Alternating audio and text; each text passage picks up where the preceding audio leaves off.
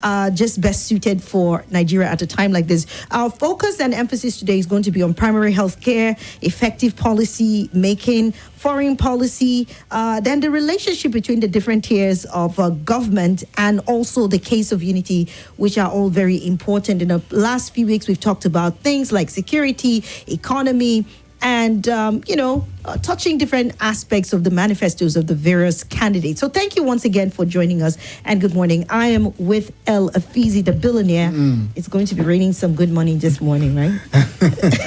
How are you doing, Efizzy? I'm very well. And it's good to be here at the final last lap of the listeners' debate with this gentleman in the studio. I would rather see them convince us rather than confuse us on why we should go with their candidates as regards policy around primary health, around the three tiers of government and the like. So, of course, we're here to listen to them and ensure that we do it the right way that we're supposed to do it. All right. So, gentlemen, we'll be setting the ball rolling in a very short while from now. But before we do so, like Efizzy said, we hope we will be convinced and not confused by way of rowdiness in the studio. It's okay to interject when it's necessary, but let's set the ground rule for the debate. Would appreciate if we ask the question and we refer it to whoever we want to start. You give the person adequate time to respond. We'll be hoping that at least 2 to 3 minutes would be sufficient for someone to say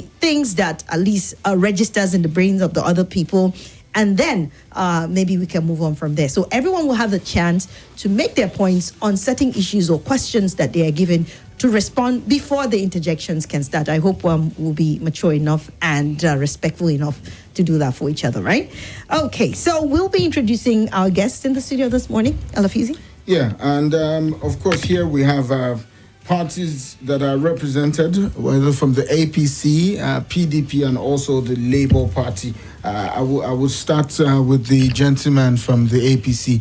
His name is Mr. David Aroke this morning, representing the APC. I mean, even from his cap, you could just say where he's representing. It's good to have you in the studio this morning. Thank you, Sir L. Yeah. And also, the gentleman from the PDP this morning, where have I left your name? I think his name is Andrew Enatome. Yes. Andrew, you're welcome. Good to see you. Thank you. How are you doing? I'm fine. Thank you for coming. Yeah. And I'll leave you to do the honors. All right, we also have the Labour Party representative here, a supporter. His name is Joshua Adalomo. Good morning. How are you doing? Good morning, Nigerians. Here, it's good to be here. Thank you for joining us. Right, we'll go straight away. Let's start. I don't want us to follow it. Like it is. I want to start with issues of foreign policy because I know I'm very big on that and I'm very passionate when it comes to issues of foreign policy. Mr. David, let me start with you this morning. Nigerian relations with other countries have been adjudged to be well. At the start of this administration was fair, was good, up until things started happening. And we saw, maybe withdrawal of some sort of direct foreign investment because of the bad economy and the state of security and all of that. And we know for any country, being a part of the Committee of Nations is very, very important. I know that foreign policy is about interest, but then that interest, utilizing it at that level, to bring about foreign direct investment, to bring about the needed aids in whatever areas for a country is very important. How would you adjudge the performance of the APC in the last 7 to 8 years? And have you taken out the time to study the manifesto or the policy direction in terms of foreign relations for the APC? What do you have to say, and how convinced are you that APC is the right party to be voted if Nigeria really hopes to have a better image, in terms of the Committee of Nations? Yeah, thank you very much. Good morning once again. Good morning, Nigerians. Good morning, my co-debaters, Andrew and Joshua. Once again, my name is David Aroke, and I'm here to advance and promote Asiwaju Bola Ahmed Tinubu. And of course, he's running on the platform of the APC. And but as much as possible, I would kind of speak more about Asiwaju Bola Ahmed Tinubu, who he is, his antecedents, and what he brings to the table in terms of governance in Nigeria. And the question you asked, you spoke about foreign policy and where we are in the last 7 to 8 years. See, foreign policy, no country can exist in isolation. I mean, the world is a global village now. Even with globalization and internet, the village shrinks further. So we can almost touch each other and feel each other, And in terms of foreign policy, we started on a very good note, and I disagree with you when you say things have skyrocketed a bit. I disagree with you in the sense that let's take it from where we started. And what is foreign policy? How we relate with our diplomats, how we relate with other countries. And if you want to look at it from government to government level, today, a citizen of Nigeria, a national of Nigeria, is the president of AFDB, Africa Development Bank. Today, a Nigerian is the the Deputy Secretary General of the United Nations. And today, Exim Bank, Afrexim Bank, is led by a Nigerian, Dr. Orama. And all these are due to the foreign policy. Let me add that the World Trade Organization is also led by Of course, Nigeria. Dr. Iweala, thank you. And these people were actively promoted by the federal government led by the APC. They got there because of the support they got from the federal government at home. And so for them some were elected, some were in a way selected. And those that went through election, it took diplomacy and discussing with other countries for them to be able to get to those positions that they occupy. Of course, other countries also aspire to it, but because of our excellent foreign policy, because of our diplomacy and understanding of the issues, we're able to get our people into those positions. And today, I think Nigeria is better for it because it's a thing of pride for us. So we also look at foreign policy. We look at it in relation with our security. Look at what Nigeria is doing with Niger and the Civilian Joint Task Force, which somewhat has improved security for us. You see, we look at Niger, Benin Republic, our neighbors. There was a time that Nigeria had to provide assistance to Niger Republic. And there was a time, constantly, just like Nigeria received assistance from foreign donors like USAID and DFID, Nigeria also, it's onus on us to also provide this kind of support within our sub-region, right? Mm-hmm. And so these are foreign policy directions that we have undertaken. So, Mr. David, you've taken out the time to give us what we're looking forward, projecting into the future, and basically what you think your party or your candidate has to improve on in terms of, yes, we've done well according to you in terms of our foreign relations. Now, talking about your candidate, listening to him, his antecedents, and where he stands right now in terms of respect before the Committee of Nations, what does he have for Nigeria, and how much improvement do you think we're going to see based on all that you've recounted going forward for Nigeria? Yeah, thank you. So part of foreign policy is the work that is being done, even on the campaign. Asiwaju Bola Ahmed Tinubu was at the Chatham House, and he gave an excellent presentation of himself in terms of giving a robust discussion. Having the presentation he made was quite robust, and people. But would you call that robust? When it comes to designating questions directed to you, to other persons, how robust would you call that? How many questions was he asked? How many did he answer? How many did he designate out? We need to look at that. But when I was even speaking specifically to the presentation he made, he talked about the foreign policy of Nigeria, how that Nigeria did not exist in isolation, and how that him coming at a time like this is coming to compete in terms of economic survival of Nigeria. We had oil, and the oil is becoming a passing away phase. We're talking about energy transition. So he gave account of how he wants to move from oil and even use gas as a springboard to the next level in terms of the energy transition. So he gave account of himself, how that Nigeria will continue to play its role that it has been playing in the sub-region of Africa, in the sub-Saharan Africa region, And he talked about how that Nigeria is a democracy, and a big democracy for that matter in Africa. And Nigeria is very, very important to Africa and the world. The largest concentration of black man on earth is in Nigeria. So he has spoken about these things. And from that presentation, it was an excellent presentation. So when you talk about the questions and designation of questions, maybe we can come to that, because I expect that one or two will take me up on that. So you think Bola Ahmed Tinubu is respected well enough, based on, we know that he has some sort of questions or allegations. Now, I'm choosing this words very, very, very carefully. There are allegations. Now, do you think Bola Tinubu carries the clout to go before a nation, for example, like America, or foreign powers like the UK, and bring about some needed assistance development into the country? Because also your leader matters a lot. When Biden speaks, we know what happens. When in Netanyahu, for example, we know what that causes. Look at what Russia is doing right now and how it's affecting the nations. So what does Bola Ahmed Tinubu carry? So the fact that when Biden speaks, we know what happened, should also be a call to action for Nigeria, so that when Nigeria speaks... Does Bola Ahmed Tinubu carry that clout and respect? I'm coming to that. He certainly carries the clout and respect. He certainly does. Okay. In the last... during the campaign, before the active phase of the campaign, we saw diplomats and nationals of other countries. We saw the UK... the UK Secretary General, I'm trying to say the UK High Commissioner came to his office. They deliberated. The High Commissioner from India visited him. UN Secretary General. So we have seen diplomats coming to him to discuss about his campaign, to discuss his vision and passion for Nigeria. So if he doesn't have that clout, what is clout? Influence. If he doesn't have the influence, I don't think these people...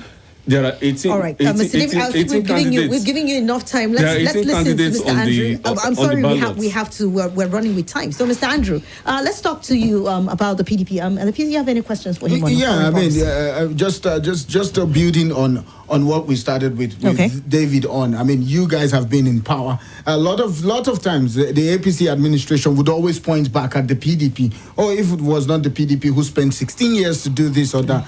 How much influence does the PDP have after their 16 years and coming back now to also be in the ring? If peradventure they be the person or they be the party who begins to take the lead, how far will that relationship gap? Because you've not been in power.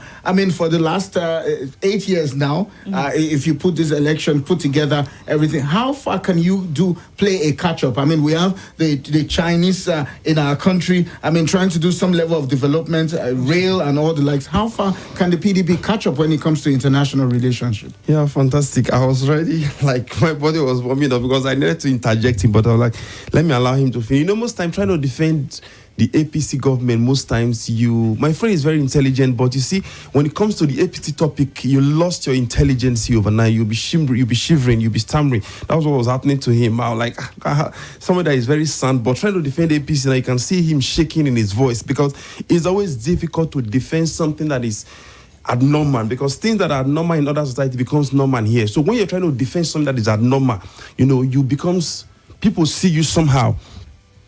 It's quite unfortunate you mentioned, I wanted to put this on, I'll go back to your question, but let me just counter most of the things he says. I'll rush through it. Yes, absolutely. I'll rush through it. Now, it talks about most of the people we have today that are making things happen in other part of the world that are Nigerians. Most of those people were people that were discovered by PDP. Okonjo, where he talked about her, Femi additionally, the African development, we talked about him. So many other people you can talk about. Every black Nigerian today, every black Nigerian today that you can see that are making wave in all the international community, they were all product of the People's Democratic Party. Right. So, Mr. Andrew, I'm so sorry. We'll have to just pause very quickly. We'll take a commercial and we'll be right back. Stay with us.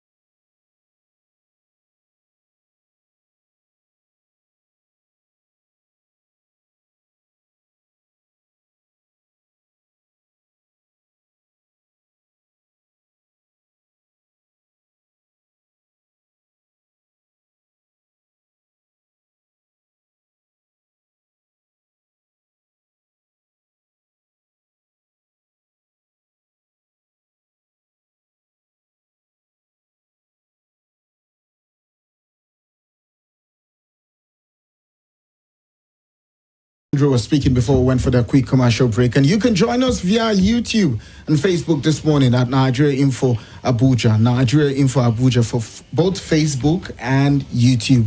Mr. Andrew, you were about to conclude your point. He just started. Oh, he just started before we went on the break. Yeah, I talked about the products, the solid personnel that PDP were able to discover Nigerians. You know, prior to that era, most of these guys were lying fallow in other developed nations, in other international communities, and they were contributing to other crimes of the world. And we were not maximizing their potentials. But one thing you can't take away from the People's Democratic Party is not because we the young generations are there. It's because PDP is a party that could discover potentials. They went in search for them. That's one thing that you see Atiku preach about on a regular basis. He said, I'm going to build a government of national unity, irrespective of who's else that's involved. You don't need to be in my party. If you have what it takes, if you have what to offer, I will bring you on board. And that's what PDP fond of doing, and that's what they've done over the years.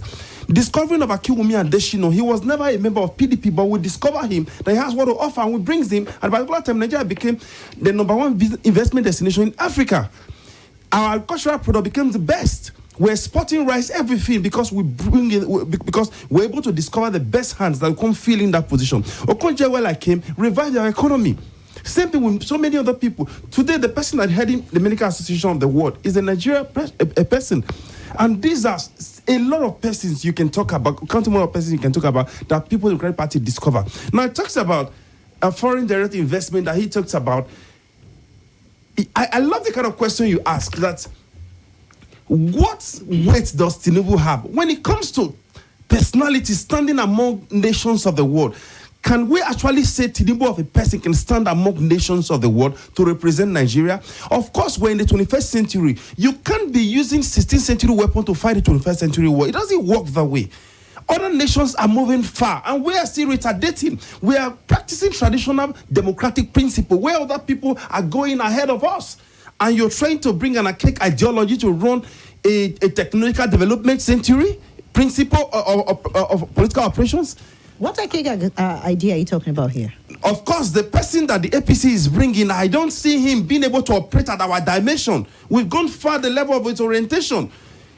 Having this thing most of the campaign they do, you feel ashamed trying to associate with this kind of personality. He's a product on his own. His personality trait is there. You can't dispute the fact that he's an elder statesman. But as it stands right now, Tinubu is not the kind of person, APC is not the kind of party that should be campaigning. They've, of course, rendered this country, they've brought this country to its knee. So I don't see them, they should be apologizing as it stands right now, not campaigning.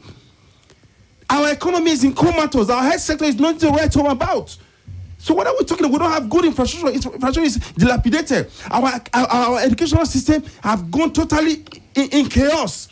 And you're still here trying to campaign. You should be apologizing for the mess that you've pushed us into. Of course, 2015, you rode on a mantra of propaganda, deceived Nigeria, painted what is white to be black. We allow you to go scot-free. Now, 2019, the mandate was stolen from Nigerians because it was obvious that it was practically not won. But of course, there's nothing we can do. You have to use the instrument of government to find your way. That's the kind of democracy we try to practice in the part of the world. We allow it go. But 2023, Nigerians say we're walking up. We don't take the mantle that belongs to us. This is our mandate. We can't allow it to go scot-free. Now, it's quite unfortunate. Destiny have a way of playing the card. God understands that Nigerians are weeping right now because the mandate was stolen in 2015. It wasn't stolen in 2015. We were deceived in 2015 because it was ruled on matter of propaganda. And a government that is built on propaganda doesn't stand. 2019, you stole the mandate. So God saw the heart and the weeping of the people. When you say stole mandate. Yeah, when I say stolen mandate. Yes. We are on radio. Of course, when I say stolen mandate, because that election was practically rigged. Well, we don't know. I don't think that's a proclamation of the court or whatever. So yeah, but based on our own allegedly, yes, allegedly. That would qualify. Because when we let that election go, we were crying. We knew that, look, we were robbed of our rights. Because of course, what Nigeria passed through between 2015 and 2019, there is no Nigerian that will vote All right, APC. so Mr. Andrew, allowing them to let's go back for to 20 foreign policy. I Fantastic. know about the APC, PDP, impasse and all of that. Yeah. I'm not shocked about the way you're talking. Yeah. So tell me the foreign policy direction that you think the PDP is capable of bringing on the table better than what the APC has done, since you're condemning them They've so not badly.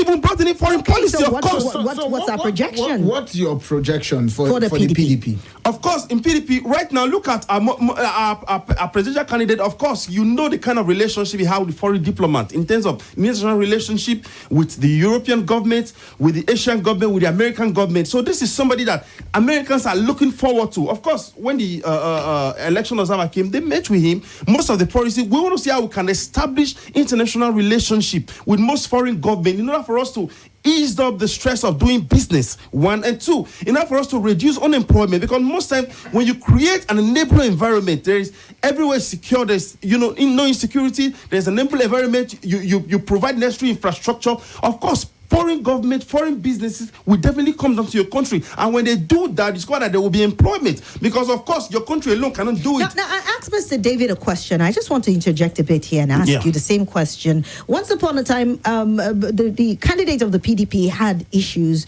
of having to go before the U.S. But he went of recent. And because of allegations that were also But hanging recently, he went. He was in US operation. He was in UK. He was in Chatham House. When he left there, he went to US. He been to Dubai. We've established relationship with us. Let me give you a shocker this morning. As I speak right now, we already have our established heat-up plan. The moment our government is inaugurated after swearing in, we're hitting the ground running. The question is, what are you projecting for foreign policy? What? I have let you off too long. So I need to Of let course, you, what we're pretending is what I just explained to you. I've hit the nail on the head so let's already. come to the LP supporter. No, sorry. We have to listen to the LP supporter. We're talking about foreign policy, Mr. Joshua, and the LP hasn't made so much statement as regards to foreign policy. We haven't seen, we've seen Peter Obi, the candidate of the LP, of course, travel to the Chatham House and all of that. But he's not one person who is known to have maybe some sort of solid relations with other nations. I mean, what do you think he brings to the table? Seeing that he hasn't been in, he hasn't been out there, so to speak, when it comes to going to countries or canvassing for relations with other nations and all of that. So basically, what should we expect? Thank you so much. Good morning, Nigerians. Good morning, my co-debaters. The first thing I will say is no matter how much you try to play around a point, the question is, what do these candidates bring to the table? And I'm to speak for Peter Obi here. It's difficult to sell something that is stale. It's difficult to sell something that is not worthwhile. The image of a country starts not with the country's coat of arms or the logos or the flag. It starts with the leader. That's why that adage says everything rises and falls on leadership. So the kind of leader you have for your country determines how far you go. You don't want a leader that goes out there and tells you that most of the youth in his country are lazy or something, or goes out there and tell you that his people are bad and something. So the kind of person, the kind of personality your leader is made up of goes a long way. I mean, in terms of what these foreign guys, these other nations are going to deal with you. If you bring up somebody who has crooked means or who has an history of sabotaging processes, of not being sincere, of being maybe a criminal, a thief, or a drug lord, I want to be careful if I have to deal with you as a president from another country. I want to be sure of what I'm putting myself into. And of course, if I notice that your track record of success, I've had criminal cases or fraud or some things around it, I want to be careful too, especially when I have an allegation against you that you can't enter my country. I want to be careful. Okay, so when you come to the table and say, what is Peter Obi bringing into the foreign scene? Number one, every person who is sensible wants to deal with someone who can be trusted. I want to look at your track record and look at you and say, okay, the baggage you're bringing on the table is not as much as this one. I want to deal with somebody that I know, if he gives me a word, I can go to bank with it. I don't want someone that you tell me something today and then tomorrow is a different thing. That's number one. If you can't keep to your party promises, how do you want to keep to, trade agreements and stuff. How do I trust you? That's number one. Number two, I want to deal with somebody that has a popular acceptance when it comes to business. If there's anything anybody wants to talk about Peter Obi, you talk about his business acumen. This guy has been successful in that field, and now you don't expect him to have a coverage for international engagements like a president. I mean, if you see a president that's normal for him, but for personal people, you don't see that. Part of like a bank CEO, you don't see them having that, but you see them working. This guy has been having almost every year into year engagement with several different foreign organizations and donors, which if you try to verify, which is our word, you will see that going on. So his image will actually do a lot for us. For example, we can see what General Obasanjo did when he came to power as a civilian president. You see what he did. I mean, his image, his person helped us to get so many of our debts relieved. Now, we had a president who we were just acquiring debts. His image couldn't bring much. And just like what my partner from the PDP said, we are Nigerians, we need to know that first. So irrespective of what we think, we need to all agree and come to terms with somebody that we know, not based on sentiments and all these things, because the international world is not going to deal with sentiments. Absolutely. They are going to come for the facts. Absolutely. They're not going to deal with maybe he's a Christian or a Muslim. Absolutely. They come for who they know can deliver. Mm-hmm. So what am I trying to say? You look at someone like Obi, he kept on talking about the people fixing our country. When someone asked him, what if you lose the election or something? This guy kept saying, it's not about me losing or winning. We need to fix our country. And I know I'm up to the task. So when you come to foreign policies, what you see out there goes a long way. You can't come there and pull down your citizens and expect these nations to support you. Your first wealth, the most important thing in a country is the people thereof. So you can't pull down the people and expect them to be giving you money. I mean, nobody gives you free money. But when you elevate your people, these are the best resources you have. The people. We talk about, my manager kept talking about politics, talking about what APC has done, or it's not about your party. We've come to a point in our nation that this has nothing to do with party, it has nothing to do with religion. But they're running on a party, and that's what the Constitution recognizes. Listen, that's the only thing we recognize. The party becomes like a carrier for the person that will come. But until we have independent candidates, we talk about the parties. Some few years back, we were talking, and some people were saying something. They said in 2023 election, it won't be a party thing. It will be more about the person. This day, we've noticed that it's not even about. You hear more of Obi, not about Labour Party. I hope you know that. Why? It's about the person. You hear more now about what was his candidate, Asiwaju, and I'm laughing. Why? You can't remove him from the party, just like you fight it now. You can't. But we can remove Peter Obi from the party. Sorry, I didn't interject you. We'll come back to that level where we can interject ourselves. I've left you off too far. Nobody interjects. I should whip you back we should say line, how right? far. We gave you adequate time, Mr. David. You see, you can't play. He said something. You can't bring an old mindset and bring it here. It's not about wearing the caps or trying to do a charade of things like somebody just did in Lagos, throwing money to crowds on the street, even in this region. Who does this in this century? Even that kind of image, you can't project it to foreign. To all these. Foreign nations. They look at you like you want to be a president. You throw money to people on the street. What does that interpret with this bad economy? Thank you, Mr. Joshua. Thank you. So you are backing on the image. All right, guys. Yes, anybody who has anything to say, response before we move on to the next item. Go First on. of all, let me let you know. The interjections can throwing start, things but in let's the not be crowd rowdy. is not money. It was not money. They were throwing souvenirs, caps and T-shirts, branded T-shirts. So you can't come here and speak on things that are not factual. You need to. What is logical is being defined by you. We are looking at to you that is not logical, but to me, people. The people you was talking with. What is a campaign? You are discussing. We are talking with people so that they can vote you, so that they can buy into your ideas, but it's into not your about vision. things. It's about having an organized structural campaign where you can say organized structural campaign. How many have PDP done? Of course, organized structural campaign. Asiwaju has attended town hall meetings, which the organized or people were invited to. Of course, certainly different town hall meetings. So what are you saying? You talked about image. Image. What image? Did you know that the person that discovered or wrote Pandora Papers is not a Nigerian? He's a foreign journalist. So what image are we talking about? Peter Obi's name. Mr. Peter Obi's name was named in Pandora Papers. But it's just an allegation, but it's not. What do you mean it's not? Okay, so I can tell the two of you as a unit because you are PDP and PDP lights. So you are Siamese twins. I'll take you together. No problem. It's all good. 2 against 1. Let's go. I'm sure there will be times that they will define themselves. So yeah, what are we talking about? You say image, foreign image. What image? Pandora Papers image?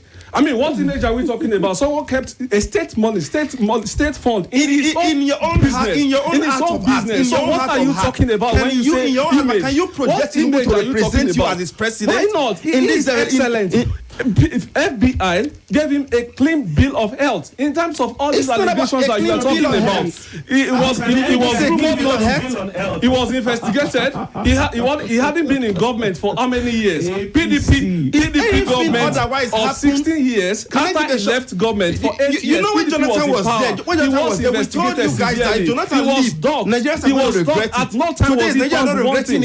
At no time was he otherwise happened. What you are saying are emotive and emotional. Don't regret so what it. we are talking about is facts. But we're talking about facts too. Investigated severally. So what facts are we talking about here? What facts? You're saying something about facts? The facts I'm giving you is that this man has never been convicted of any crime. How? This man has been investigated severally. These documents that you are talking about, where were they proved? Has he ever been Where were they convicted? proved? But they are allegations and documents I that can everywhere. wake up and make allegations. But let him go to America today. Alhaji Atiku Abubakar was alleged. And he proved it wrong. He proved it. And traveled out of the country. He didn't go to America. Let him go to America. He traveled to America. See, I don't want to be pedestrian. I want to talk on facts. I'm going to talk on Alhaji facts. Atiku Abubakar traveled to America under a diplomatic cover. He had never traveled to America as an individual. If he goes to that diplomatic cover, that goes to show that it's a diplomatic citizen that he want to represent country anywhere.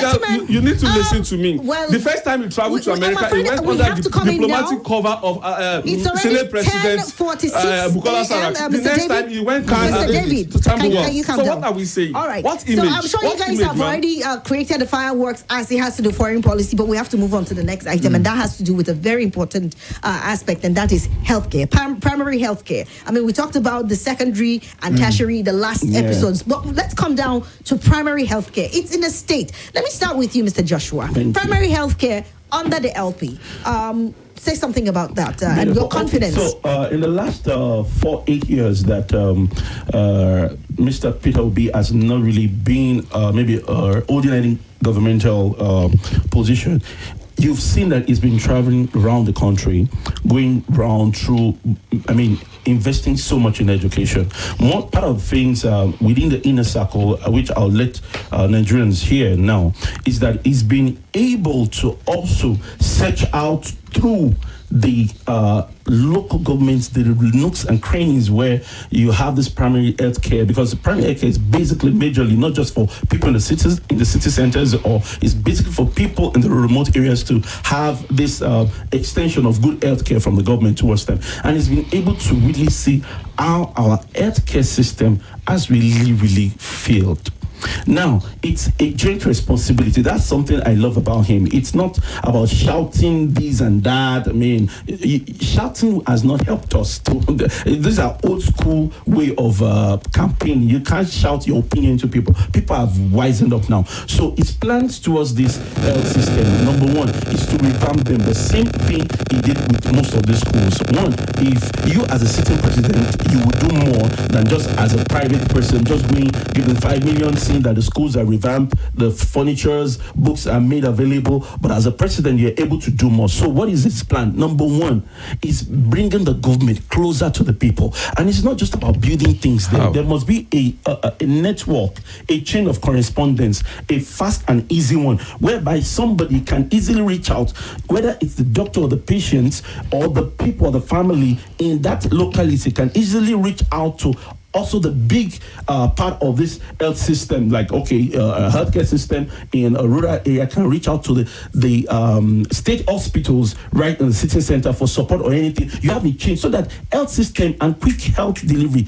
gets to these people. It's okay if any of our party people can jump into this system or this idea, but the main thing is that we just want a solution for the Nigerian people. Once there's health, you can easily have wealth because you need power, you need strength, you need your ability to be able to actually project. I always like to ask my questions based on antecedents. It's easy for us to say he will do this, he will do that. Beautiful. Do we have any antecedents to show that this is somebody who has the capacity to bring this to existence in Nigeria? If you go to Anambra State, that's why we keep using the word verify, because most of this old politicians who have promised us. Please let me land. Please, I'm not used to your old system of policy. Let me land. Let's deal with the issues. We don't have to argue and fight. We've done that for over 16, 20 years. It has brought us to nothing. So let's just talk as developing people, as young people. So if you've noticed over the years, most of these are politicians come and they give you promises and then nothing happens. Like some people give us promises 8 years ago, and I understand why Mr. Andrew is really angry.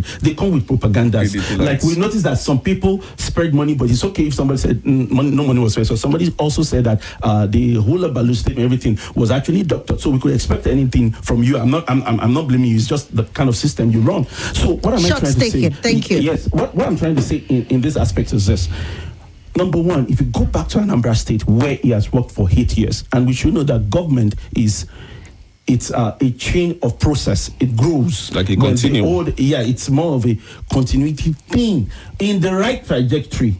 Because it's easier for you to use the word continuity, but I don't know where you're continuing to. You can't be taking me back to the Stone Age and you tell me you're continuing. If I love my life, I need to make a decision that no, I don't want to follow this bandwagon. So what does that mean? If you go to Anambra State and check out what he did, there was a time when he entered, it was almost a hot one because he was trying to run against what was the normal business as usual and everything. And the personnel, every one of them said, no, we're going on strike. We are not used to this. Why? Have you been to several of our hospitals where you have to buy as much as low as cotton wool, as low as hand glove for doctors and nurses just to take care of you yourself in these hospitals? This guy came and said, no, I'm not going to do this. And they went on strike. And of course, the strike lasted for like 6 months. They finally knew that, no, this guy is not going to come and play the normal Nigerian politician games with them. And what they had an agreement with him, and the healthcare rules. The same thing happened even with the teaching line. So what am I saying? It's not going to be easy. It's not going to be super story like these people are telling you. All right. It won't. Mr. Joshua, so these are the track records. thank you so much.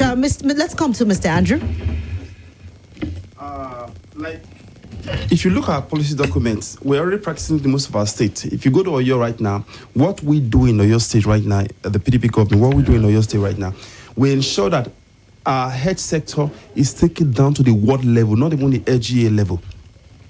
Practically every ward in Oyo can access medical facility, not even the LGA. The LGA have its general hospital, then we have the health centers at the ward level, various ward level. Same thing we did to pipeline water. Every ward in Oyo have a borehole constructed by Oyo State government under the PDP administration. Every ward? I said practically every ward. Every ward? Practically How every many ward. wards are in Oyo State? Let's go on. I said Don't practically mind, every Mr. ward. David. Now, same thing. Now, No, we need to fact check right No. now. yeah, fact check it. Practically, I didn't say 100%. I said practically. So it goes to show that So you can what say, is okay. practically? What do you It define goes to as show you can say practically? like 3, 4, 5 words together. 3, 4, 5 words together. Practically, we say 3, 4, 5. Like we are words that are close. 3, 4, 5 words. You can say practically So every it's word a now. cluster. That's not practically every word. Okay, let's We are on use the word radio, so cluster. let's No, it's give almost right practically. information. Now, what we do in those states, we ensure that we're developing a medical app under the PDP government to access quick health facility. That is to say, those ones that are enlightened, the educated ones, when you're having an email, you can easily go to an app, impute your kind of email, the next available medical personnel will attend to you, they refer you to the to the closest hospital. Yeah. And we're going to translate that into national as soon as the PDP administration comes back to the national. So we're going to ensure that medical doctor, medical personnel, health practitioner, they are placed as the top priority, because a healthy nation will definitely produce a healthy economy and produce a healthy people will produce a healthy economy. But if your people are not healthy, if your nation is not healthy, it will affect every sector, both the security sector, both the economic sector, both the infrastructure, and a whole lot of other. Because if you are sick, You can't do anything. So what we want to do, aside the 5-point agenda that we are working, the 5-point agenda we're working on, we're going to ensure that we place priority on the health sector, everybody in the medical sector. In fact, how have you people done that in your 16 years? I mean, before the APC came. Of course, we did. Most of the national hospitals you see today, the APC will tell you that they inherited this bad primary health care. That's exactly what I want to say. Because if you look at the FCT as a case study, I mean, you want to look at a place like Kuje, like Chikuku. Mm-hmm. What's the primary health care there? Now you say 16 years of PDP. Now, if you say PDP means, if you said PDP didn't perform in 16 years, then we decided to give you a platform for 8 years. Why did you come and ameliorate the things you said? Another commercial. I'm sorry about that. We're wrong.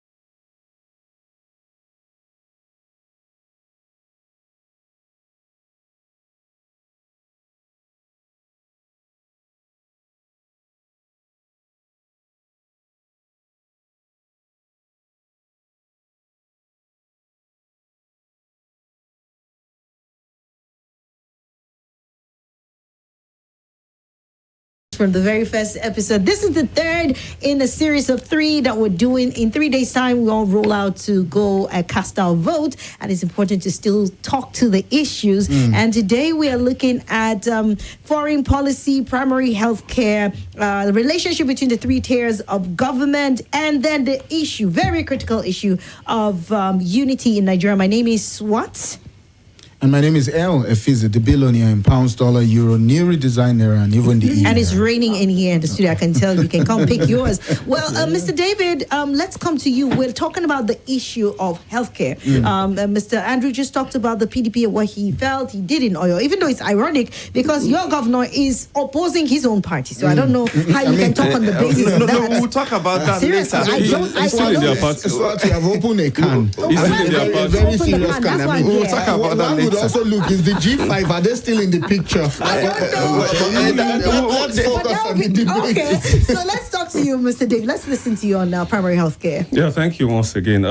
Before I go to primary health care and what the policy document of Asiwaju Bola Ahmed Tinubu talks about, I want to bend a little backward and talk about, do a little fact check about what you said about what the PDP man talked about, discovering talent. So I asked, what did you do with the talent? You discovered talent, so what? It was an APC government that promoted this talent and got them to where they are serving presently today. And by the way, you asked whether APC had ever discovered anybody. And so, who is Amina Mohammed? Madam Amina Mohammed is a Deputy Secretary General of the United Nations. It was in the APC government. It was headhunted from the APC government. So what are we talking about? The man that led Nigeria through the coronavirus. They were politically motivated. Hold on. Politically motivated? Yes. So what are we talking about? We are talking diplomacy and you are saying policy is not Of involved? course, his brother assisted that appointment. His brother. So it should have been his enemy that would appoint the appointment. What are we talking about? We are talking governance here, man. We're talking governance, please. Let's talk about real issues, life issues, man.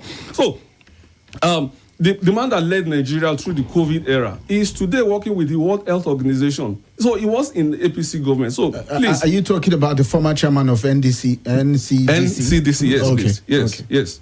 His name escaped me now. So I'll come back to our primary health care. And what has President Muhammadu Buhari done?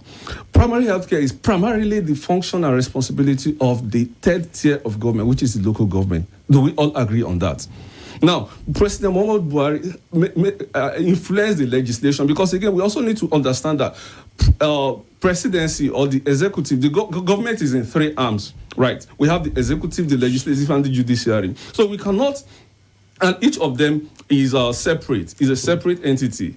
Of course, they do depend on each other. So what it did, it worked with the legislature, the National Assembly, to pass a law that separates 1% of our consolidated revenue fund for the primary health. You can check that.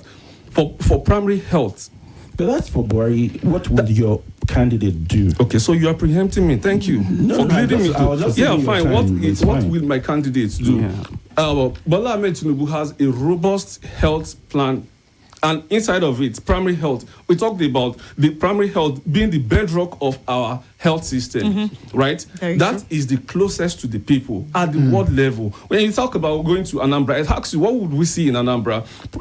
Asiwaju Bola Ahmed Tinubu in Lagos. The Lagos has 20 local governments. But then, to devolve power further, he created 37 LCDAs. Each of these LCDAs, local council development areas, have a ward. Have wards in them. They are delineated along ward line. And then each of them have primary healthcare center. Lagos today have 357 healthcare centers, well equipped, and they are working. People can access them. You can go check. So you have checked. Good, fine. So you just hold on. Just hold on. It has nothing to even do. Mr. Joshua, please, can we let him? Yeah. So when you want to compare, you see, the issue I have with Lagos is that Lagos is a victim of our own success. Lagos is successful, and people influx to Lagos, migrate to Lagos, and then they overstretch the facilities and infrastructures in Lagos, living. So I wish other states are developed at the same rate. Come on, can you hold on? What do you mean failure? If other states, so you could have stayed in our state. But those people that are they are bringing in development, they are bringing in investment, they are bringing in money to Lagos. There's a freedom to live anywhere you want to in Nigeria. Can you And Swat, can you protect me? Yes, okay. Swat, can you protect me? Can you protect me? I should have my time. Sometimes I should can't have my do much. time. I should have my time. But so I'm when we saying, talk about primary health care for Bola ahead. Ahmed Tinubu, it talked about primary health care will handle immunization, it will handle child care. Mr. Joshua, please. Okay. So primary health care needs to be equipped. When we talk about health, we are looking at access, we are looking at management, we are looking at availability, we are looking at affordability in terms of having healthcare. And so there should be a healthcare center close to you. You shouldn't have to travel more than 10-15 minutes to access health service. I'm laying a background, what it will do. He has told you that primary healthcare will be the bedrock of his administration. And so in doing that, he gave in conjunction with the local governments, they are going to scale up the equipment in primary healthcare centers in collaboration with local government, because that is primarily the duty of local government. Then he said he will incentivize. I mean, if you get to many primary healthcare centers today, you don't have a doctor, you have CHU mostly. And so he said he will incentivize doctors to be able to live, because many of these health centers are also in rural areas. Many of upward mobile doctors, some of them even want to japa. So he said, I can incentivize these guys. I can make internet available. I can increase their allowances for them to stay in these rural areas and attend to people. A primary health care center, ideally, should have a doctor, should have like 5 nurses and CHUs. But today, mostly, they are headed by CHU. This is what Asiwaju Bola Ahmed said we will do. Is it APC or PDP? You are asking that question. You wanted me to focus. I mean, no. So you need to let me concentrate. You asked me what Asiwaju but you know will we've lost do. a lot of doctors You of asked recent. me what Asiwaju will do. Yes, He can he bring said them back. he's robust, And so okay. I am telling you what he will do. I mean, I'm painting a robust picture. I'm speaking to the robust document, and you are interrupting me. That's not fair. That's not fair. That's not fair. Alright, It's more like drama to you. But Mm-hmm. that's what he said. He said if we are able to do this, then we can improve on our maternal mortality rates, which is not complementary at the moment. Infant mortality, the bulk of these things are responsibilities of the primary health care, which invariably is the responsibility of the state and local government. So we tend to concentrate too much on the federal without looking at, if I ask you today, who is the chairman of your local government, your state of origin, you may not know, because we have looked at President Buhari without giving enough attention to our local areas. And these are the people that should first or foremost be the primary contact with the grassroots, the downtrodden, right? So this is what we are talking about, devolving more power to the local government. When Mr. Peter Obi was in Anambra, he never conducted a local government election for more than 7 years. All right. And so how will you now tell me that kind Mr. of person... David, thank you so much. I think we've given you adequate time. We need to keep in touch with our online viewers. Thank you so much. We see you guys on YouTube. We see you on Facebook. Efizzy will be taken on the Facebook comments. I'll be taken on the YouTube, and will jointly be taken on the WhatsApp comments too. Let's hear what the listeners and also the viewers are saying, so that you guys can come and still trash this issue of healthcare before we move on to the next item. Okay, on Facebook, on YouTube, we see your message here. Andrew Isese, he said, I feel embarrassed. APC asking Nigerians to vote for, we'll take on the phone calls, but not now. Please, you guys just chill for a bit. I feel embarrassed seeing APC asking Nigerians to vote for them. All they have subjected us to, after all they've subjected us to, I'm pleading with every right-thinking Nigerians to vote, not to vote for the APC. Let's put it that way, because... Yeah. And Ifeanyi on Facebook says, I just need a new Nigeria. Ifeanyi continues by saying, Obi is the best man for the job. And Chidebere here on Facebook says, the debate is really a reflection of what is going on, what is going to happen on Saturday. The APC will take themselves out while Labour Party cruising home to victory. And NSC on Facebook says a government that came into power through propaganda will only remain in power through propaganda. Ike Chuku Umba says, would you reject a potent medicine just because you don't like the face of the medicine man? Labour Party has the medicine for the ailment anytime, anywhere. Else is scam. All right. We take on this one from Ani Norishe Maro, or sorry if I don't pronounce that well. Atiku said, if you don't deliver your polling unit for him, no appointment for you. Please park well. We don't need APC and PDP. OB is the way, says Israel. And then moving on to this one from Kingsley Godwin, you said, I'm really enjoying this debate, but LP debater is doing very good job with his calm and intelligent ways of analyzing and pushing his superior argument. Obedient Madiba says so. Ebere Joseph Ani says, but Tinubu and Atiku keep running out for medical treatment. That's what he's saying. Patient Anyan James said, thumbs up on health. PDP, our database was synchronizer, free antenatals, new and expansion of healthcare facilities, unlike APC or japping of doctors and strikes. PDP brought the NHIS. That's an obvious supporter of the PDP, their patients. Thank you. Igbav here on Facebook says, the APC guy is funny. Yesterday we all saw how where they were sharing money inside the bus. Our Mumu don't do. And he went on to campaign for Labour Party. On that message there. Greg here says, the obedient is short to shoot. The Baptist, they articulated, is enjoying freedom simply because they are not a threat in the debate nor in the election improper. Ozzy Blessed says, vote. He goes on to campaign for Labour Party, and that putting some points down. Says vote for competent youth employment, prudent management, good governance, rule of law, accountability, credibility, agility, love for the people, and a better Nigeria. All right, and here we have, just some people watching and some other persons sending their comments as the conversation John goes Iguera, you said APC guy keeps speaking out of context. And then Ibere, I think I've taken this. You said, we've taken that. This one is from Kingsley Godwin. He said, I'm really enjoying this debate, but LP debater is doing a very good. Okay, I think I've taken that already. I saw one that I probably didn't take. The young man has been a confirmed joke. They are always quick to react like, choice of words, Julius. We don't describe people in the manner you're describing here, so I would leave out your message. We'll come back to the WhatsApp portal. King J from Nyanya said, if Tinubu built hospital, why is he traveling abroad? While Tunde in Lupe said, ask the APC guy if he can, in all honesty, employ Tinubu to head his company. How safe is our democracy in the hands of a man that claims to always bring people power? I was 21 when Tinubu brought Buhari. Now I'm 29, graduate with no job, and you want me to add another waste to 8 years again, voting Tinubu? I'm voting Peter Obi. That's what he said. Karen from Day said, I'm really enjoying this debate. Please help me tell the APC man that Obidati, she's campaigning for her LP, saying that they've been moving around Nigeria without asking anyone to protect them. Please, Swat, tell him that you are not a security personnel. You guys take it easy with them. All right, we take on this one. My name is Nathaniel from AYA. The APC guy is debating with facts and figures with his argument. I think he has won this debate, and Tinubu will win this election and build a better Nigeria for all Nigerians.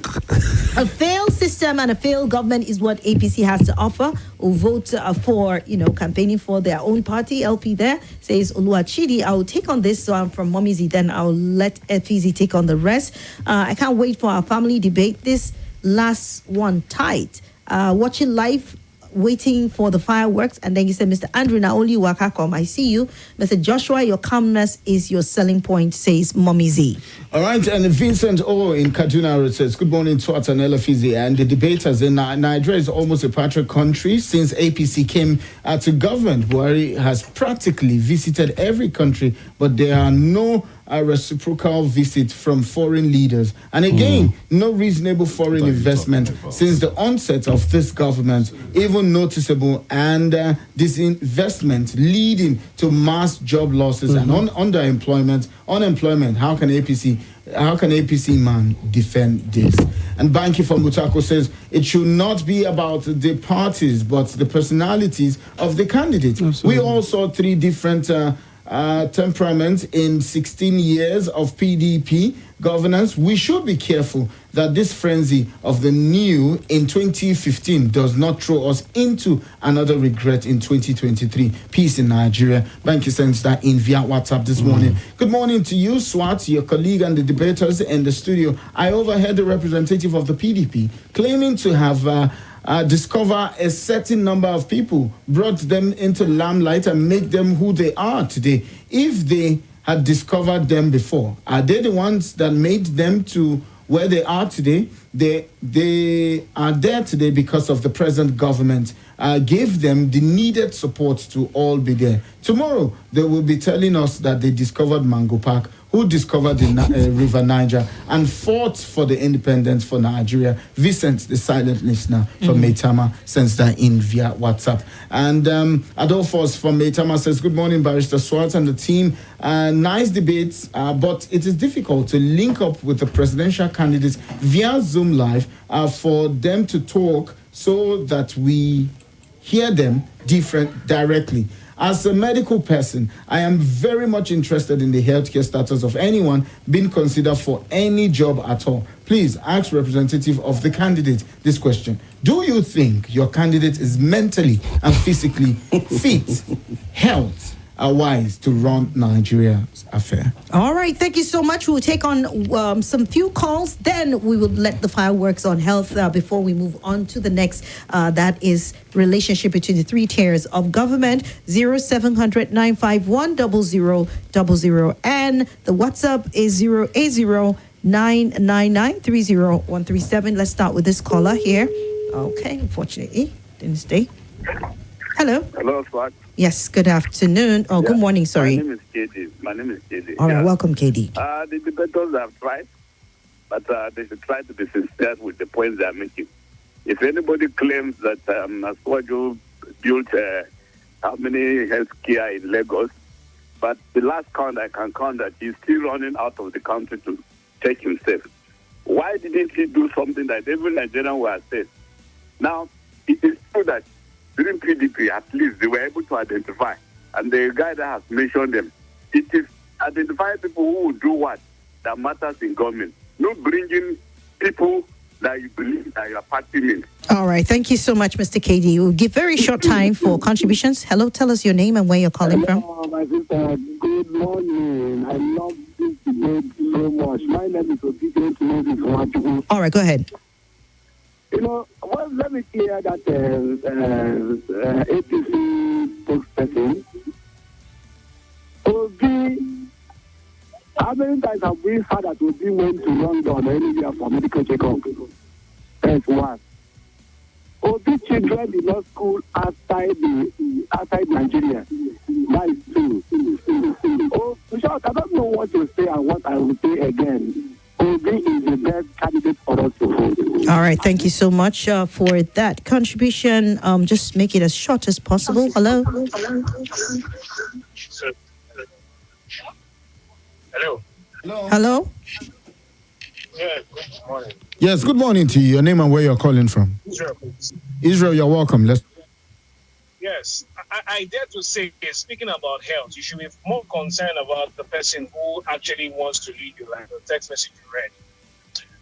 I dare to say, Asiwaju is not mentally fit. This is somebody who said they should vote for him on the 25th of January. God bless PDP, Bulaba, Baba Blue. You stand for a national anthem and you're raising your walking stick with your two hands. You don't need such. He's not fit, please. Let me leave it here. All right, your opinion there. Let's take one more. Hello, good morning. Hello? Hello? Yes, good morning. Your name and where you're calling from. Good morning. My name is Mr. Ikechukwu. All right, Ikechukwu, you're welcome. Let's talk. Yeah. Please, I agree with the gentleman in the house. I see the three men. I just tag them like kettle, pot, and stainless. So, among the three, that's my start. PDP is kettle, APC is pot, and the Labour Party is stainless. So, it's just like kettle, calling pot, darkness. Let us vote wisely. APC and PDP, they are the same thing. It's PD, APC. What are we asking of? A blind man, you can only tell a blind man, there is no oil in the soup. You cannot say there is no salt. So we have seen salt already. We should not ask questions.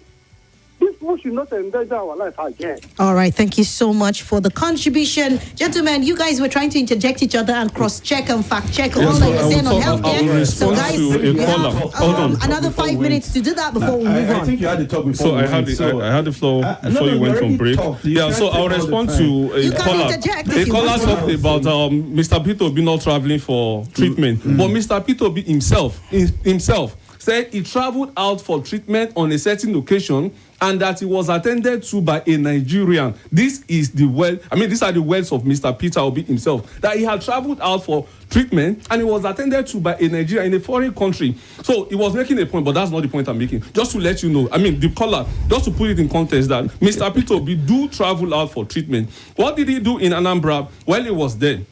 How many institutions did he build? How many health facilities did he build? His model is always to treat the state as if it's a shop or something. You want to cut costs and you are giving your phone numbers to headmasters to senior prefects in school. They should call you and report their teachers. Is that how we do things? Is that a governance approach? Was that what you were told? So that is what he said himself. He said he gave out his phone number to SP, the senior prefect in the schools, and they should call him and report their teachers. Yes, himself. He said this. Okay, so if you become the president of Nigeria, how many senior prefects will you give your numbers to call you? They cannot buy fuel inside a vehicle unless he is there. Okay, so how many vehicles will Mr. Peter Obi be inside to buy fuel in this country? This is what we are talking about. We are looking at macro stage. You want to come to the federal now. What do you have? What do you understand in terms of governance? You really have not anything on it. You have anything on it.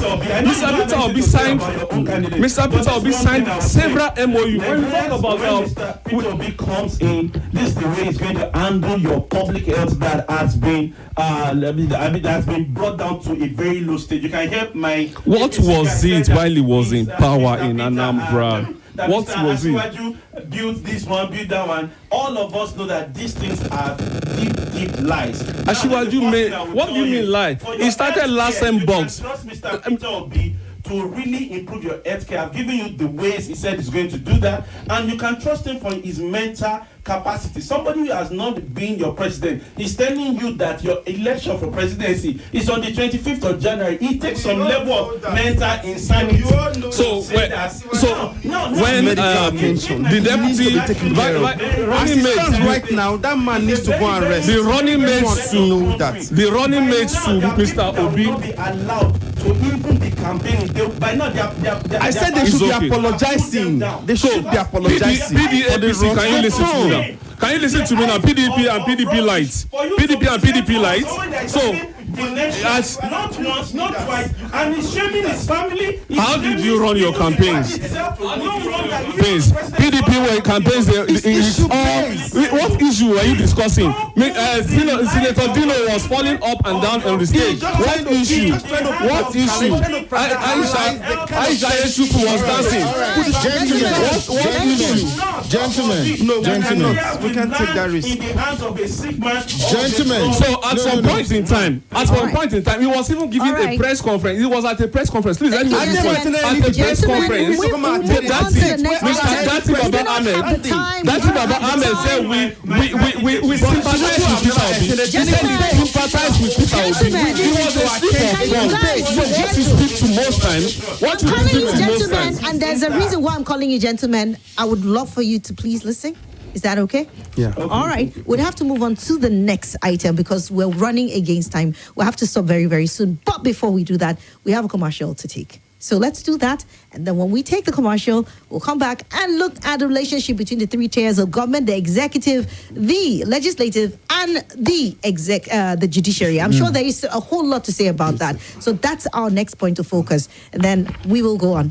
You're still listening to the listeners' debate. My name is Swat, and it's getting all heated up here. But in the midst of it, Efizzy, I'm sure they're making some very tangible points. Of course. And I mean, those of you who also support whatever party that is represented in the studio, could either be given a thumbs up or also be given a thumbs down, as it were. But make sure that you are convinced, not confused. All right. Stay with us. This is 95.1 Nigeria Info.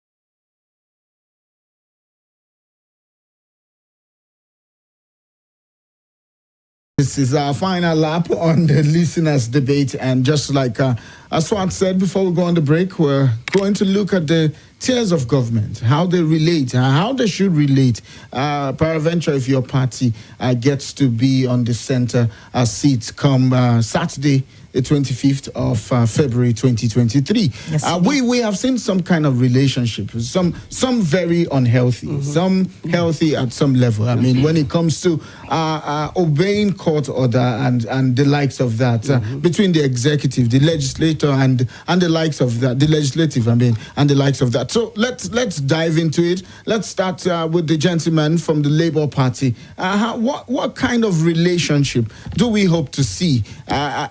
Also, history also had it that when your candidate was governor of the state, he also was in a different party where there were different parties in the State House of Assembly, but the people said he was able to swim, just like the analogy that if you are a fish and you are put in the pond where sharks live, don't bleed, just keep. But how do you see that? Because the people, for example, Swat, you would also bear witness with me that the people in the Senate, for example, take the Senate president for example, he's been in the Senate right from almost the inception of the Senate in itself. Those kind of people, how do you over 20 years? Yes, how do you convince them to come to your party because the president is from the LP? And how do you, because people are speculating that there will be a shift. A lot of people would tend to shift to whoever wins the party, even if it's a different in party. a situation where you don't even see the shift. My worry is that Peter Obi is on the Labour Party. This is the first time Labour is making it significantly at the national level. You agree with me? Peter Obi had a history of being impeached because the House, the legislative arm, was not in support of him. Now, coming at the national level is a big deal. We've seen the sort of support Buhari had received because the APC, the House is majority APC, so that the Senate president came out and said whatever he says, well, they would just go with it, which many people would judge as not being too healthy for a democracy, because we need to see checks and balances. Now, if Labour Party comes on, there might be a little snag, don't you think? Of course, there will be. He had it when he was in Anambra. I must be sincere with you, because you can't bring a new system, a new thing, and expect the people who have been benefiting against the people's welfare not to react. And you can see that even when they succeeded with the corrupt system to push him out, the law brought him in, which, of course, finally they had to agree with him. And, of course, he had a successful reign. Now, on the flip side of it, you have a situation where someone has the support of almost 80% of the House. He never had an issue with rolling out his budgets and stuff. And still, there's still a failure to the extent that they brought the judiciary to a They ridiculed it to a shame. I dropped it on a platform. I said, you know what, you guys can go ahead and play with your games and political games and stuff, but for you to ridicule the Supreme Court to this level, and you are now selling yourself to us. I put this to record. I've said it off air before, and I said I never saw somebody campaigning or supporting Asiwaju in their APC campaign because he lost the presidential primaries election with him. And the Saturday or the weekend I saw him campaigning with Asiwaju, I knew something has gone wrong. And by Monday, you see the Supreme Court picking up someone that did not run a primary to be the elected. To the point whereby the Supreme Court had to make a decision on the monitoring system, and everybody's going against it. The Supreme Court was becoming a playboy. Absolutely. So what am I saying? I expect that Peter Obi is going to come into that. But you see, we need to see that this election is not just about the party. The people want to take back their government. That is the first thing. So you can't come and sell back fake things to us. So number one, the people in the legislature, the legislatives would definitely, when you see the tone of things, you will know. Number one, the same thing that happened in Anambra. If he can handle it, he can handle it at national level. Now let me explain. Number one, the people. When you call your own person to order, when the old game goes this way, you know that yes, somebody came and they said, his body language was like this. It just takes only 6 months. Everybody knew body language was just a story. Fake. It was fake. So you can't come and now telling me the fake story about someone else again. So it's what Obi has practiced before. He saw how he bites her, and then he has been saying it. This next in, if he's given the mandate and when it's given, he's coming to run an inclusive government. He's coming to run a government that is actually by Nigerians, not a government that is run by few set of people against themselves. And you can see how people are fighting because of monetary policies. People went on strike for almost 1 year. ASU, you didn't fight. There were judgment given on various ends. You didn't fight. All of a sudden, just 2 naira notes, 2 denominations, 500 and 1,000, you've gone AWire. You know what? The real character of a man is known in 2 things: when you give him power and when you give him money. One has failed with money, one has failed with character. His health system is questionable, and you want to sell him to us. It's not possible. But are you saying that your candidate, when given power, will know his real character? Definitely, he has been tested before. You know his character. Now, being a true leadership is not when you are just in power, when you're given power. Peter Obi has not been in power for 8 years plus. Has Ashwaju been in power for 8 years? What this guy has done with education, not just in his state. This guy has gone around the country doing that. Somebody has been studying somebody was in power, management, trying to usurp his people. He's not been in power. Show me. I put it straight to you. Show me 10 things that Ashwaju has done when he has not been in power in Lagos or any other state in Nigeria. Then you can come and campaign again. One, when federal government was having issues with the southwest states concerning Amotekun or no Amotekun, Ashwaju intervened and they brokered peace. And today Amotekun is working in the southwest. Is in Lagos. Lagos already have. Can you listen to it's me? It's for selfish interest now. What do you mean selfish interest? You said things he has done. Like to work in Lagos State now. You asked me. Every Amotekun that is operating today is an instrument of the governor of that state. Akeredolu practically fought for his own. You know that. Osun State fought their own. Oyo State fought for their own. Not Tinubu. It's never Tinubu at all. Everything Tinubu do today was for his own selfish interest. Tinubu never fought for the interest of the Southwest, and you are aware of that. It was just about his ambition. I mean, you told him to give you 10 things. He started with But one. the 10 things was on the wrong foot now. It was on the wrong foot. His lies, yes, of course. He judging what he said as lies, so I don't know what to say It was about never that. his dreams at all. It was never his dreams. Swat, LFC, you can check this. Check. There was a time Akeredolu and co, the southwest governors, they were having issues with setting up Amotekun. Kayode Fayemi was yet a governor. No, don't nod your head. Talk if you can bear witness I'm to this, listening to you. please. And so, the Attorney General said, no, you can't do this. You can't have another security outfit within the nation. Of course. Yeah. And Ashwaju intervened. He never intervened. Akeredolu started his own personal fight. He framed it very well. Okay, let me come in here. Let's not base on facts. Let's not base on facts. I'm talking facts. Hold on. I'm talking facts. Mr. David, Mr. David, It's not framework. I did not say hold on. create framework. How did Asiwaju? Because I remember the coming together of the southern governors. Absolutely. Remember the southern accord? Very well. We're very much aware of that. Swat, can you Tinubu was not a listen? part of Can you that. listen? I mean, I'm just saying. Can you listen? He was Unbelievable. What I am telling you, you said what he has done at federal level since he left government. And I'm telling you that there was a misunderstanding between the southwest state governors and the federal, led by Attorney General, and Tinubu intervened. I didn't tell you that he brought framework. In what way did he intervene? Yes. So he let them know that, see, in Lagos we have Last Man. In Lagos we have Kai. What you are trying to do is similar to Last Man and Kai. You can work within the framework. You cannot come together as a unit to advance Amotekun. But as states, you can have Amotekun state by state. And then they have an operation base, which is resident and domiciled in the state. And of course, with that, you can also, as a regional bloc now, have interactions, not necessarily as Southwest network. You can go check. So, number 2, did you say lie? propaganda now because the APCs are known for propaganda now. Ashwaju Bola Ahmed Tinubu organizes colloquium every year. It's for colloquium. Some birthday colloquium now. That's his own candidate. Obviously, the LP and PDP are collaborating and colluding against the APC. What's the matter? What's actually happening here? It's all PDP. It's all PDP. It looks like what David is saying is coming to play. I mean, because he has also accused the LP guy as a PDP light. That's why when they paint Mr. Peter Obi as a different person, I asked the question, where was it coming from? How is it 10 is too much. Let's just have 5. Let's have 5. Wow. Because it's going to be factual. Let's have 5. You want to hear number 4? I'm telling you how that Asiwaju Bola Ahmed Tinubu every year organizes a colloquium. He only did not organize the last one because of the train incident that happened in Kaduna. Because he was not healthy.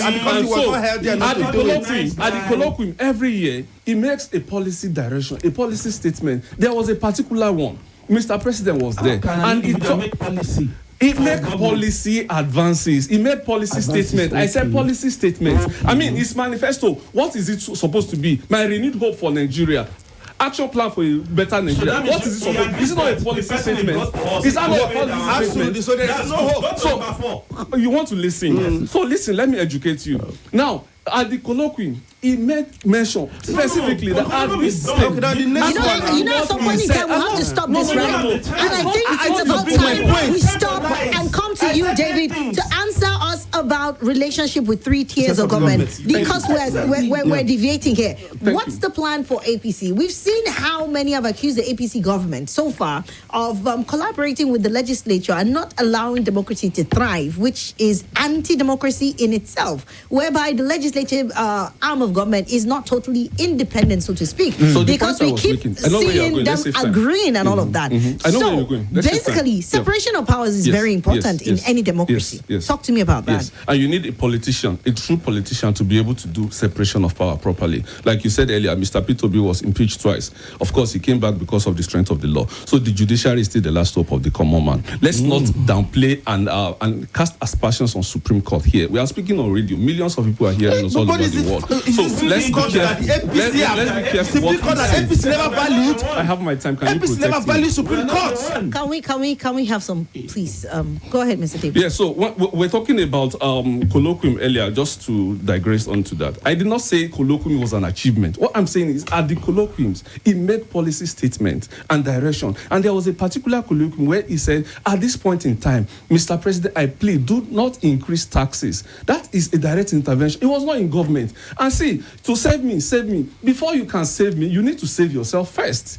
And so Asiwaju understands that, and he cannot come out every day, every time, to write letter like a famous letter writer does and say, Buhari, you are doing wrong. He would rather sit with him and talk with him. But if he will listen.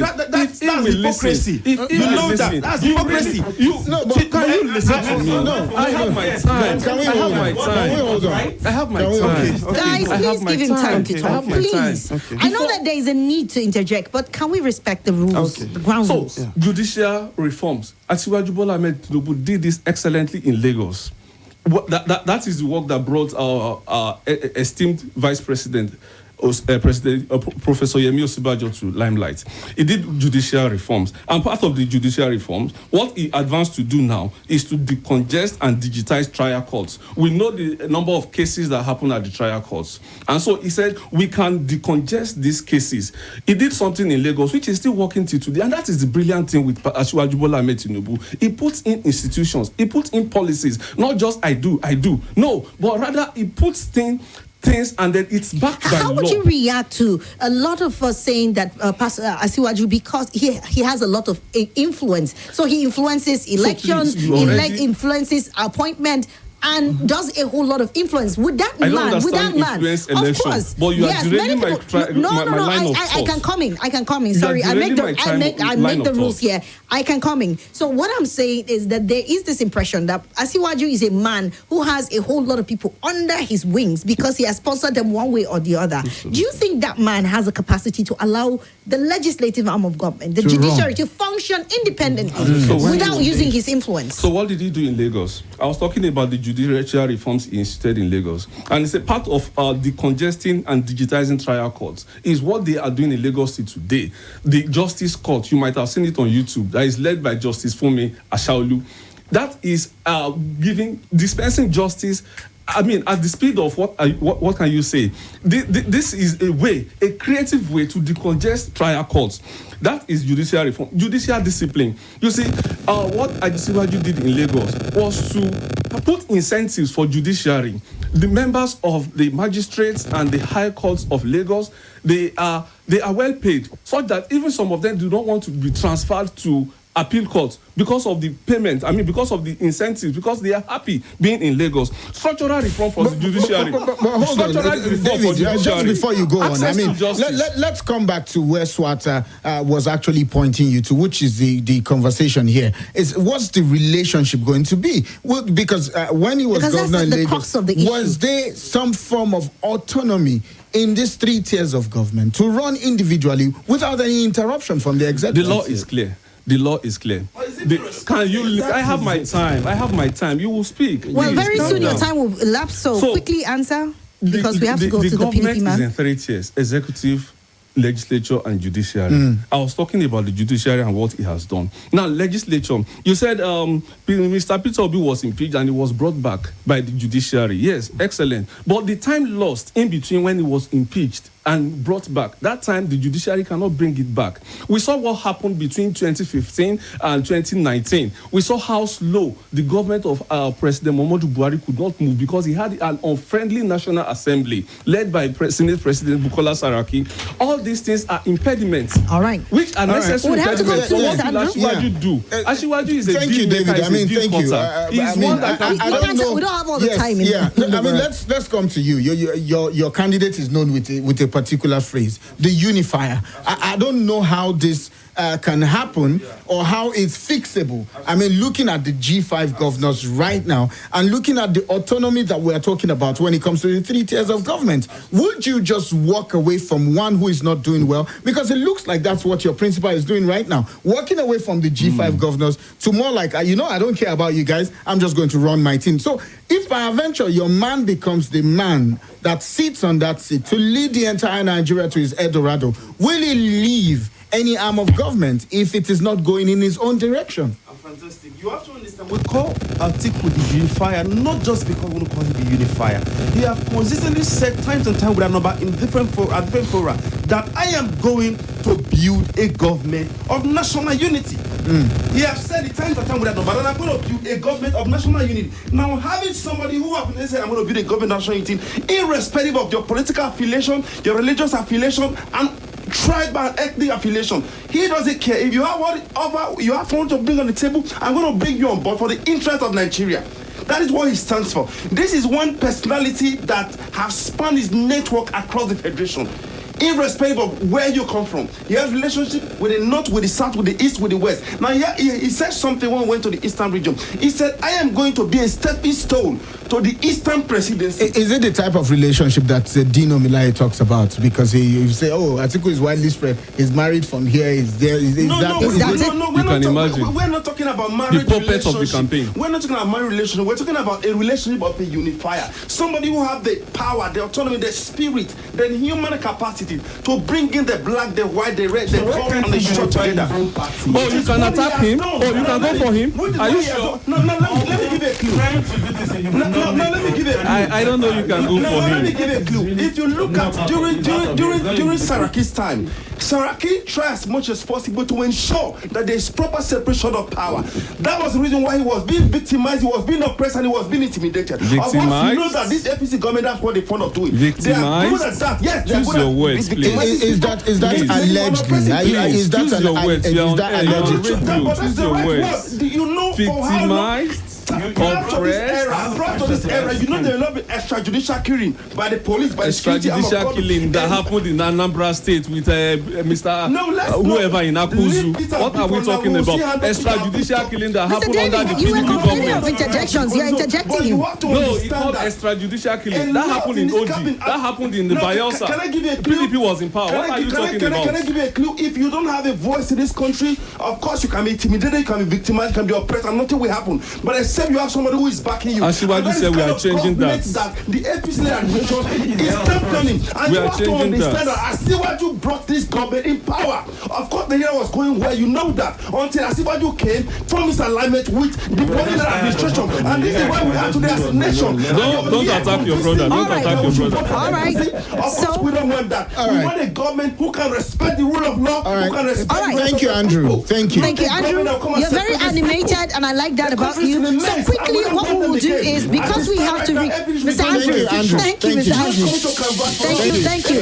All right. Thank you. So, Andrew. Okay, we would have to. Do you want us to mute you? But I'm a stakeholder in this country. No, if you want, do you want us to mute you because you've taken your time?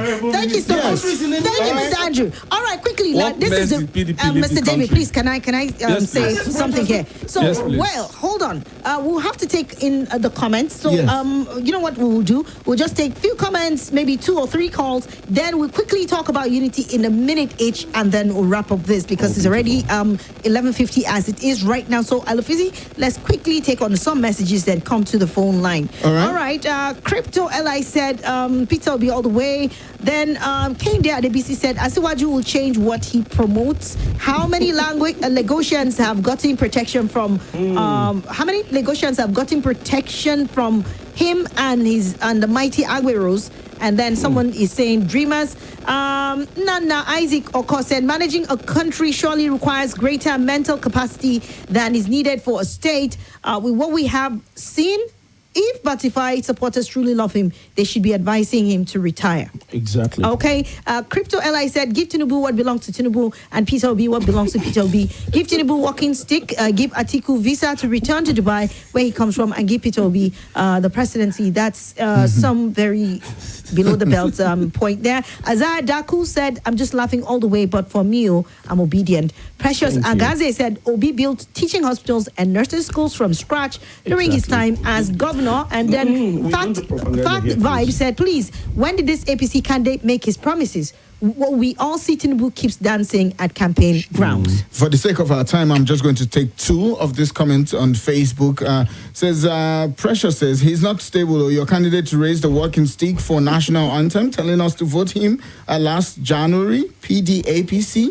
Audu Isaac says, Obi is the best among all, and me, my family would. Okay, went on to campaign for Obi there. God will surely make Obi the president of my country. God bless Nigeria, according to him. And Greg says, giving out phone number is true of Obi's action by drastic situation requires drastic solution. Yeah, when you spoke, David, when you spoke about Obi giving out senior prefects his number, that was completely true. He mentioned in a video. Yeah. All right. Good morning. The best candidate, well, you are thinking is Peter Obi. He's the only one with the right pedigree. That's what you said. Good day, L. I'm enjoying the debate. How come my party wasn't represented here? The NNPP, Hamzi is asking you that. They did not send an email. We asked you guys to do so, and you guys didn't respond. So please help me ask PDP and APC guys, do they want this country to continue like this? How can rational... Okay, I think you're going overboard with that word now. I mean, looking at the time, I don't know. Okay, yeah. Let's just see if we can squeeze in this call. Hello? Okay, that didn't stay. Hello? Hello? Hello, good afternoon. Yes, good afternoon to you. Your name and where you're calling from. Yeah, Swat, the billionaire, I greet you all and to all distinguished speakers. Tell us your name and where you're calling from. Yeah. This is Malam Adam, my Cameroon. Go ahead. Yeah, they're all spoken out well, but I want to understand. So we are praying for peace and for a better Nigeria. I tried to call before. The government of, I want to talk about Asiwaju Bola Ahmed Tinubu. I want to talk about in terms of human capital. Please go ahead. You are taking too much time. Yeah, I'm talking about Ahmed Tinubu. We have seen a lot of people who have grown up in politics. In terms of revenue formula system, is the number one. Someone talk about Obasanjo. They respected this government in 99. That if you're not a member of PDP, they will collect you from the Supreme Court. Remember Bafarawa, remember Adamawa, remember Ahmed Tinubu. No state in Nigeria could survive the punishment. Thank you. Let's leave it at that with you. In 10 seconds. Hello, good morning. Quickly tell us your name. All right. Dennis Samson from Maraba. Go ahead. the APC guy, please stop disassociating Tinubu from Buhari's failure. The APC government made a monetary policy, and the people who are supposed to form the APC government elected are against it. And they even That's it. We have to take a commercial right now. Let's do so and come back. Yourself and your loved ones with delicious meals from Jumia.